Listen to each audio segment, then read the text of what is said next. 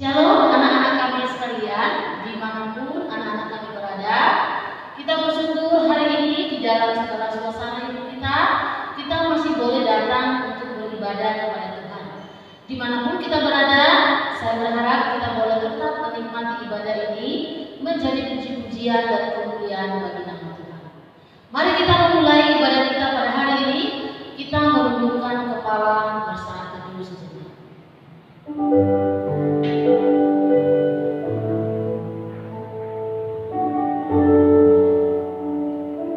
Bersyukurlah kepada Tuhan karena Dia baik, bahwasanya untuk selama-lamanya kasih setia.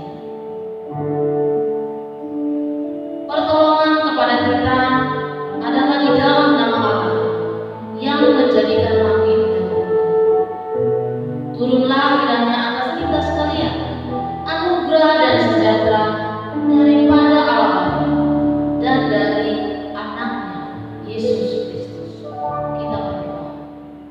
Tuhan, kiranya di dalam kasih setia Tuhan kami boleh menikmati seluruh rangkaian ibadah ini dimanapun anak-anakmu berada.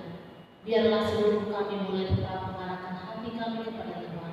Roh Kudus Tuhan untuk membungkus kami, untuk bisa menikmati kehadiran Tuhan lewat ibadah online kami ini. Kami sambut Engkau berkati kami ya Tuhan, dalam nama Yesus kami berdoa. Amin. Kecaplah dan lihatlah betapa baiknya Tuhan itu. Dalam segala keadaan, dalam segala suasana, tidak ada hal yang bisa menghalangi kita bersyukur dan melihat betapa baiknya Tuhan itu. Oleh karena itu, marilah kita terus memuji Dia, menyatakan rasa syukur kita kepada Dia. Kecaplah dan lihatlah betapa baiknya Tuhan itu. Mari kita naikkan pujian ini dengan bersama-sama.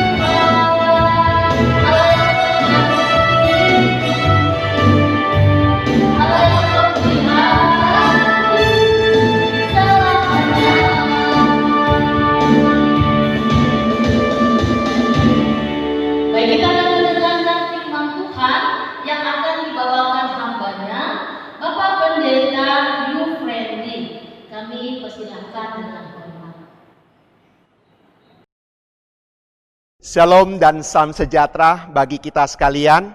Bapak, rasa kita semua dalam keadaan baik-baik ya, sehingga boleh mengikuti kelas pembinaan pada pagi hari ini. Dan juga Bapak mengharapkan semua kita juga khususnya keluarga kita dalam keadaan baik. Nah, adik-adik sekalian, ini merupakan sebuah kelebihan daripada sekolah metodis, di mana kita bukan hanya memperhatikan akal budi kita, tapi kita juga memperhatikan karakter kita dan moralitas kita, serta kerohanian kita.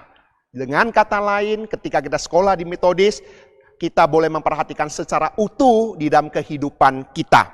Mari kita sebelum mendengarkan pembinaan ini, kita sekali lagi kita mohon supaya Tuhan menolong kita, kita berdoa. Tuhan Yesus yang baik, terima kasih. Tuhan memberikan kami kesehatan yang baik pada saat ini untuk bersama-sama mengikuti pembinaan.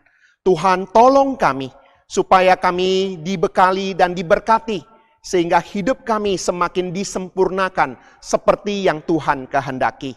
Tuhan tolong juga hamba-Mu yang akan mengajar di dalam pembinaan ini. Tambahkan kami hikmat bijaksana untuk mengerti. Kami berdoa di dalam nama Tuhan Yesus. Amin. Adik-adik yang terkasih, di masa COVID-19 ini adalah sesuatu yang tidak biasa.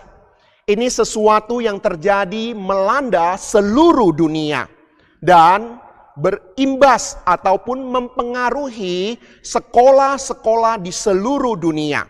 Kalau kita memperhatikan dengan baik-baik, sekolah di dalam masa-masa seperti sekarang ini terpaksa harus secara online atau daring ya, dalam jaringan untuk mengikuti proses pembelajaran.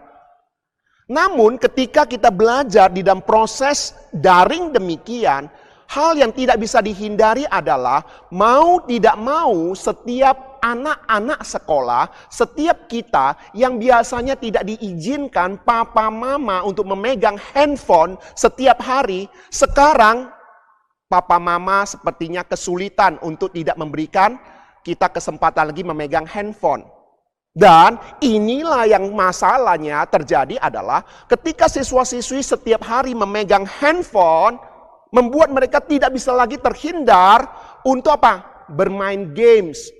Diajak teman bermain games. Sehingga kita bisa melihat ada begitu banyaknya games yang ada. Kita tahu ada ML, ya ada PUBG, ada Free Fire, ada juga mungkin Cooking Dust dan sebagainya. Mungkin adik-adik lebih tahu daripada Bapak. Tetapi adik-adik yang terkasih, Bapak ingin kasih tahu. Sekalipun di masa seperti ini kemungkinan kita bermain games itu ada, tetapi perhatikan ada dampak negatif yang perlu kita perhatikan. Menurut seorang psikolog anak yang bernama Mariana, dia mengatakan demikian. Gadget memang bermanfaat untuk perkembangan anak, tapi tidak boleh berlebihan.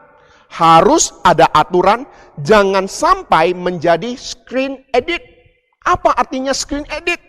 Screen addict ada sebuah kecanduan menatap layar, baik di ponsel, baik itu tablet maupun layar komputer. Adik-adik yang terkasih, Bapak bukan melarang kita bermain games. Tetapi Bapak ingin sampaikan, jangan sampai games itulah yang mengendalikan kita. Membuat pikiran kita, waktu kita habis untuk bermain games setiap hari. Bapak ingin sampaikan kepada adik-adik sekalian, dampak daripada seseorang yang kecanduan. Bapak juga punya 2 anak remaja. 1 SMP, 1 SMA. Bapak juga memberitahu kepada mereka bahwa kecanduan games itu bisa diibaratkan orang kecanduan narkoba. Kecanduan akan rokok, kecanduan akan judi, kecanduan akan pornografi. Bapak ingin memberitahu kepada adik-adik sekalian, jangan sampai adik-adik juga mengalami kecanduan sama seperti orang kecanduan narkoba. Nah, oleh sebab itu, apa dampak daripada anak yang kecanduan? Pertama, dia tidak suka lagi membaca buku yang sifatnya visual statis. Ini yang dikatakan oleh psikolog. Artinya tulisan-tulisan yang mati itu ataupun tampilan-tampilan yang kaku itu akan membuat mereka tidak lagi suka untuk membacanya. Karena mereka sudah terbiasa untuk melihat tampilan-tampilan yang bergerak, tampilan-tampilan yang indah yang warnanya warna-warni. Dengan kata lain, seseorang yang kecanduan bermain games, dia akan sulit sekali menarik untuk belajar mata pelajaran yang ada di buku dengan baik. Ini yang pertama. Dampak kecanduan yang kedua adalah konten permainan games yang ada ataupun tontonan yang kurang baik itu akan memicu kekerasan, memicu bullying, dan bahkan juga membawa kita menjadi emosi yang tidak stabil, tidak terkendalikan. Nah, ada juga anak-anak yang menjadi suka melawan orang tua. Dan merasa kesenangannya terganggu, menjadi emosi kepada papa dan mama. Kemudian juga ada kecanduan yang lain, mengurung diri ke dalam kamar. Susah untuk lagi bersosialisasi keluar. Sehingga terjadi apa? Sulit untuk keluar berolahraga, menghirup udara segar, tidak lagi dilakukan. Ada satu hal lagi, ketika seseorang kecanduan, membuat dia apa? Waktu tidur dia nyenyak dia kurang. Waktu untuk makan menjadi terganggu. Dengan kata lain, nafsu makannya menjadi terganggu. Jadi tidak heran orang yang kecanduan, tubuhnya akan semakin hari semakin kurus. Kesehatannya juga akan terganggu. Bapak tidak mau untuk kita, anak-anak sekolah metodis, terganggu oleh karena hal yang demikian. Adik-adik yang terkasih, di masa-masa sekarang ini, papa mama juga harus bekerja lebih keras lagi. Papa mama tidak memenuhi kebutuhan hidup, mereka harus mengambil waktu yang lebih lagi memperhatikan. Kenapa? Karena kondisi ekonomi bangsa dan negara kita juga semakin hari semakin sulit. Apalagi yang terjadi beberapa waktu yang lalu, kita semuanya tidak bebas untuk keluar. Papa mama kesulitan juga untuk keluar berdagang dan berbisnis. Masa-masa new normal, masa-masa seperti sekarang ini, sepertinya ini masa kesempatan yang harus dipergunakan papa mama. Tetapi coba kita bayangkan, ketika papa mama memperhatikan untuk bagaimana mencari uang lebih baik, memenuhi kebutuhan hidup kita, kebutuhan kita, studi kita dan sebagainya, tiba-tiba mengetahui kondisi kita kecanduan. Coba bagaimana perasaan papa mama di dalam menghadapi demikian. Bukan tidak mungkin semula Anda dulu adalah anak-anak yang baik, yang taat sama orang tua. Tetapi ketika masa-masa daring, sekolah di dalam rumah inilah membuat Anda menjadi berubah. Mengapa bisa demikian? Mungkin saja Anda secara tidak sadar sudah kecanduan. Sehingga membuat karakter kalian menjadi berubah. Nah, Bapak hari ini melalui pembinaan ini ingin mengingatkan kita beberapa hal. Pertama, Bapak ingin supaya adik-adik sekalian, ketika kita belajar di rumah, daring di dalam rumah, ingat, janganlah melawan orang tuamu. Orang tua adalah wakil Tuhan di dalam dunia ini yang melahirkan kita dan membesarkan kita. Kalau kita tahu sesungguhnya orang tua kita tidak bisa memilih mau anak yang bagaimana yang mau dilahirkan. Demikian juga kami sebagai orang tua juga tidak bisa memilih anak-anak yang mau bagaimana yang mau kita lahirkan. Kalau kami bisa memilih, kami juga pasti akan pilih anak-anak yang pintar, yang cantik, yang ganteng, yang taat sama orang tua. Tetapi kita tahu anak-anak itu pemberian Tuhan. Orang tua itu pun Tuhan yang memberikan bagi kita. Oleh sebab itulah ketika kita sebagai anak bisa menghormati orang tua, itu artinya apa? Menghargai pemberian Tuhan. Ayo kita perhatikan satu bagian Alkitab yang katakan Efesus 6 ayat 2-3. Efesus 6 ayat 2-3 firman Tuhan katakan demikian. Hormatilah ayahmu dan ibumu. Ini adalah suatu perintah yang penting seperti yang nyata dari janji ini. Supaya kamu berbahagia dan panjang umurmu di bumi. Firman Tuhan memberitahu pada kita ada berkat yang Tuhan berikan bagi anak-anak yang taat pada orang tua. Yang menghormati orang tua. Yaitu apa? Berbahagia dan panjang umur. Bapak juga mengharapkan adik-adik sekalian hidup penuh kebahagiaan dan panjang usia. Bukan pada saat ulang tahun saja nyanyi selamat ulang tahun, panjang umur, panjang usia dan berbahagia. Tetapi Bapak ingin kita yang taat pada firman Tuhan, menerima janji firman Tuhan. Yang kedua, Bapak juga mengharapkan setiap kita mencintai orang tua selagi ada kesempatan. Beberapa waktu yang lalu ada pemberitaan di mass media. Nah, coba perhatikan di mass media ada pemberitaan yang berbunyi demikian. Kisah haru anak kehilangan ayah dan ibu dalam 15 hari usai dinyatakan COVID atau positif corona. Coba perhatikan dalam waktu setengah bulan saja papa dan mama harus meninggalkan anak-anaknya. Belum lagi kita mendengar ada 1923 anak Indonesia kehilangan orang tua akibat wabah virus corona. Teman-teman, adik-adik yang dikasihi Tuhan, hari ini di dalam rumah kita masih punya papa dan mama. Adik-adik kita, teman-teman kita di luar, mereka sudah kehilangan papa dan mama mereka. Hari ini Bapak ingin beritahu pada kita.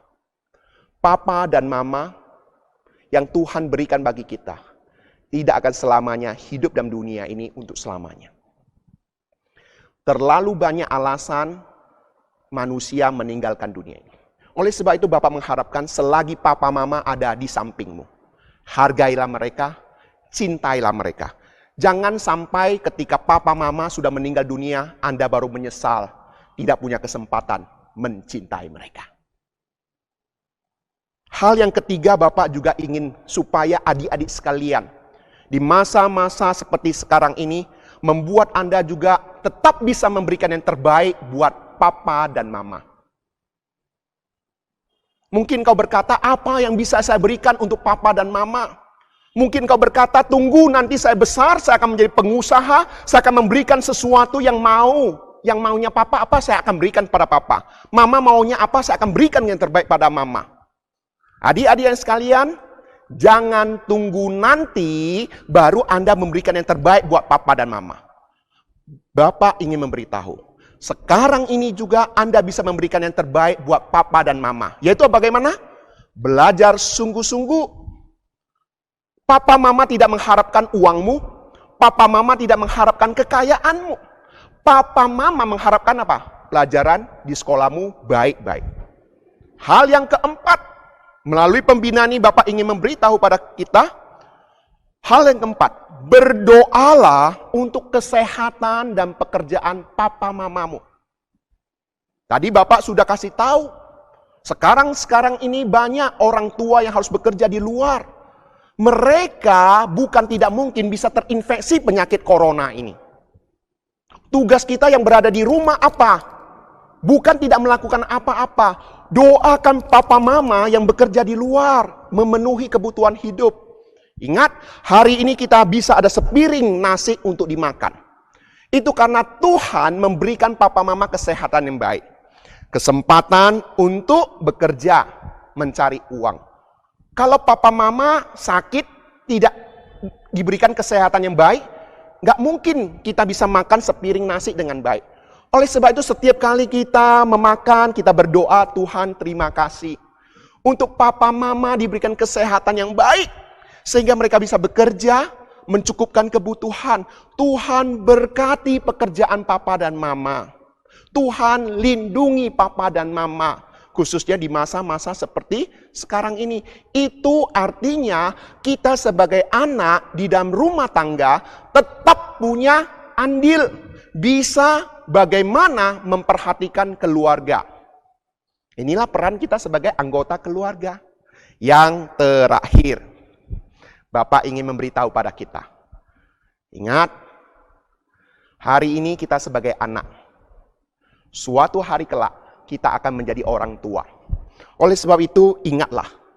Hari ini ketika kita menjadi anak, kita bisa bagaimana menghormati orang tua kita. Suatu hari kelak, ketika kita jadi orang tua, saya yakin dan kita semua pasti mau jadi berumah tangga kan? Ketika kita punya anak, kita juga rindu, anak-anak kita juga menghormati kita sebagai orang tuanya. Alkitab mengajarkan hukum tabur tuai. Apa yang kamu tabur, itulah yang akan kamu tuai. Dengan kata lain, hari ini ketika Anda bisa menghormati papa mamamu, suatu hari kelak, anak-anakmu pun bisa belajar menghormati engkau. Anak-anakmu bisa belajar daripada engkau dalam menghormati papa mama.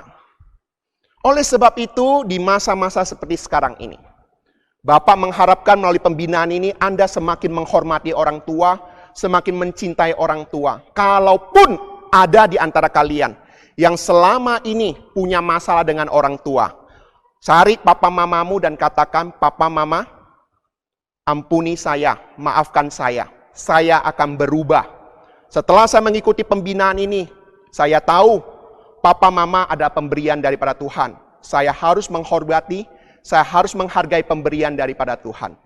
Adik-adik yang terkasih, sebagai penutup di dalam pembinaan ini, Pak Pendeta, Bapak akan mendoakan kalian, mendoakan keluarga kalian, mendoakan kesehatan daripada kalian, mendoakan kebutuhan hidup daripada kalian, mendoakan hubungan antara papa mama dengan kamu. Siapa di antara kalian yang mau didoakan? Silakan angkat tangan supaya wali kelas bisa memperhatikan. Ayo, adik-adik, siapa yang mau didoakan? Supaya papa mama tetap diberikan kesehatan yang baik, mencukupkan kebutuhan hidup dengan baik, hubungan papa mama dengan kamu juga bisa menjadi lebih baik lagi. Silakan, siapa mau didoakan, angkat tanganmu. Baik, baik. Bapak akan pimpin di dalam doa. Mari kita berdoa. Bapa kami yang bertata dalam kerajaan surga, terima kasih. Pada pagi hari ini ataupun siang hari ini, kami boleh bersama-sama berkumpul mengikuti pembinaan. Kami tahu Tuhan Engkau hadir bersama-sama dengan kami. Engkau mengetahui kerinduan kami. Bapa, kami bersyukur untuk kesehatan yang boleh Tuhan berikan bagi kami. Dan pada saat ini kami berdoa, ya Tuhan juga terus memberikan kesehatan bagi papa dan mama kami. Supaya papa mama juga tetap terus bisa bekerja dengan baik. Supaya papa mama juga dalam memenuhi kebutuhan hidup, Tuhan tambahkan mereka hikmat bijaksana daripadamu. Bapa yang di surga, pada saat ini kami juga berdoa. Supaya hubungan kami dengan papa dan mama menjadi lebih baik. Kami bisa menghormati papa mama, bisa mencintai papa mama, dan juga semakin mengasihi papa dan mama. Terima kasih Bapa yang surga untuk orang tua yang Tuhan berikan bagi kami. Terima kasih Bapa, Engkau baik, sungguh baik, dan sangat baik. Kami berdoa di dalam nama Yesus Kristus, Tuhan dan Juru Selamat kami yang hidup. Amin.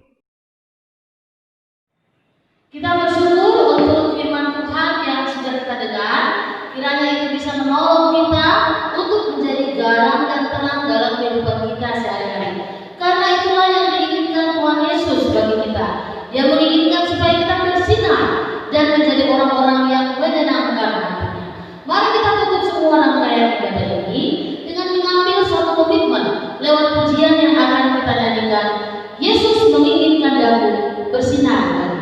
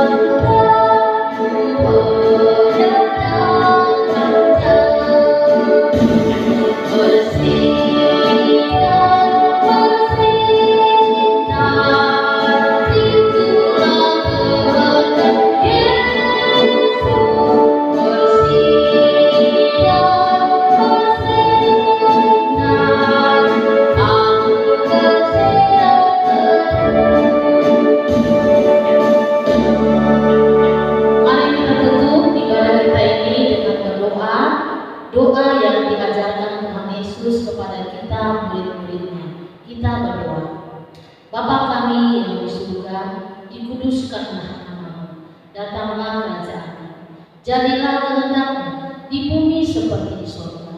Berikanlah kami pada hari ini makanan kami yang secukupnya, dan ampunilah kami akan kesalahan kami, seperti kami juga mengampuni orang yang bersalah kepada kami.